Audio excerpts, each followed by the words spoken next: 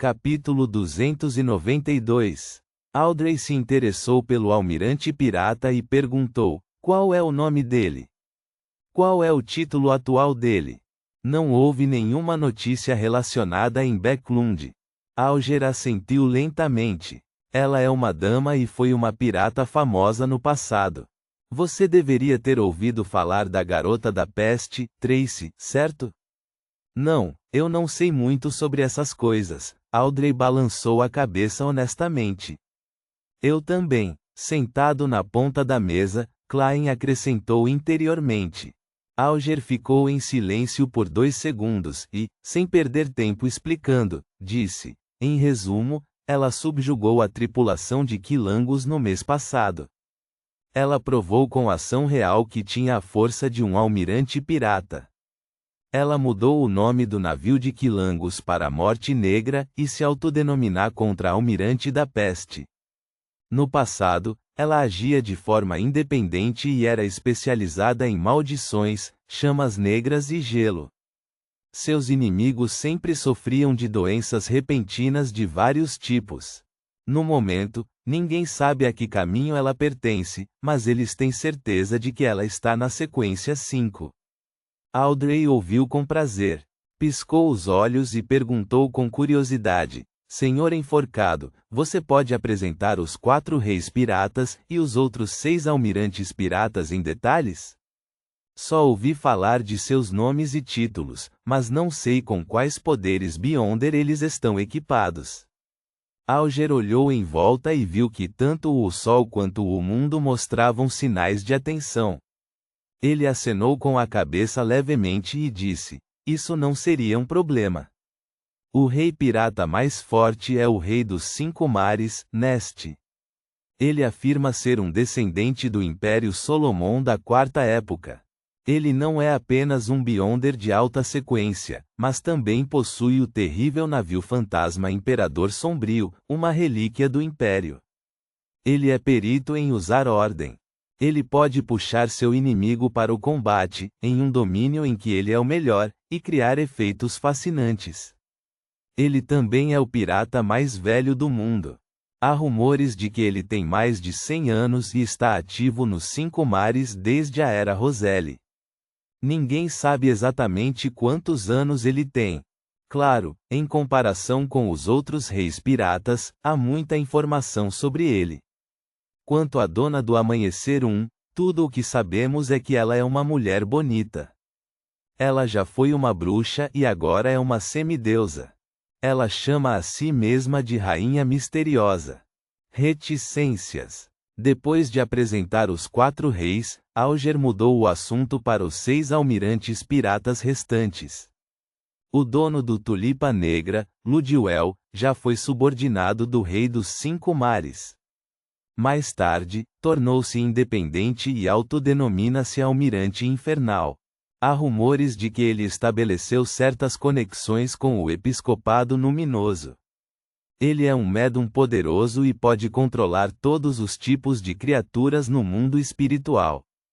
Ele é assustador e estranho. Há rumores de que possui um anel que a morte deixou para trás desde a Era Antiga. A Almirante das Estrelas, Ketoa, já foi uma seguidora da Rainha Misteriosa, mas há muito tempo elas se afastaram.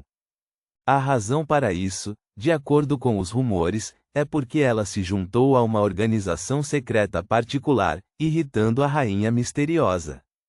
E de acordo com as informações que conheço, esta organização secreta é a Ordem Ascética de Moisés. A Ordem Ascética de Moisés. O caminho do espreitador de mistérios. O sábio oculto. Klein de repente pensou na perda de controle do velho Neil e no deus maligno que sussurrara tentações nos ouvidos dos Beyonders de sequência baixa do mesmo caminho. Esta foi a primeira vez que ele aprendeu notícias sobre a Ordem Ascética de Moisés através da realidade, em vez de livros.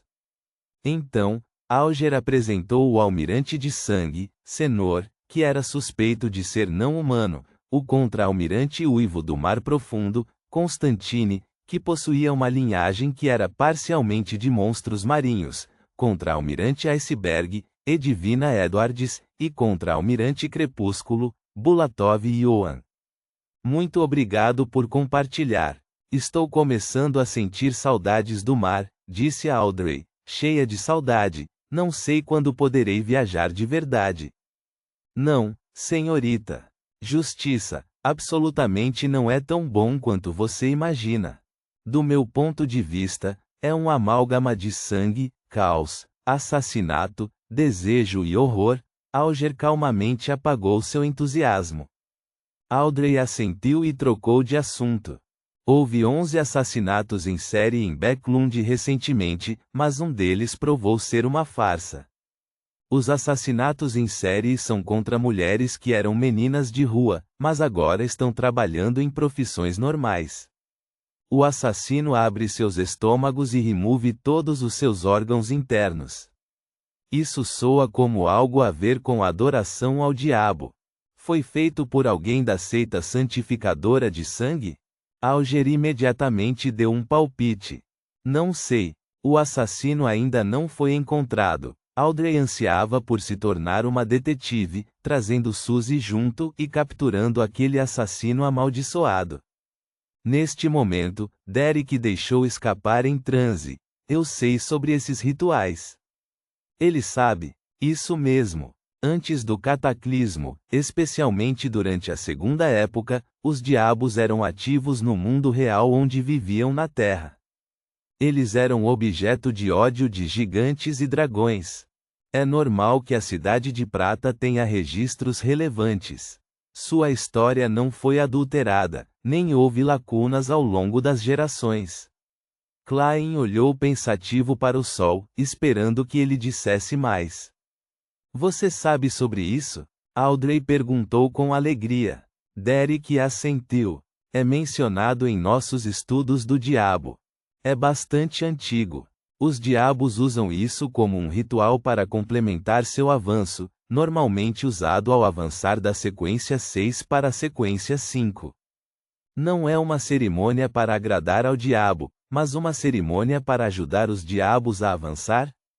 Audrey perguntou surpresa. Derek respondeu muito sério, isso mesmo. A sequência 6 do Caminho do Abismo é chamada de Diabo. Esta é também a origem do nome dessa raça. O Caminho do Abismo? Antes do Cataclismo, o Caminho do Diabo era chamado de Caminho do Abismo, e Diabo é apenas o nome da sequência 6. Poderia sequência 0 ser o abismo? Mais uma vez, Klein descobriu o valor do Sol. Muito conhecimento e mistérios se perderam no rio da história, mas a Cidade de Prata ainda os possuía.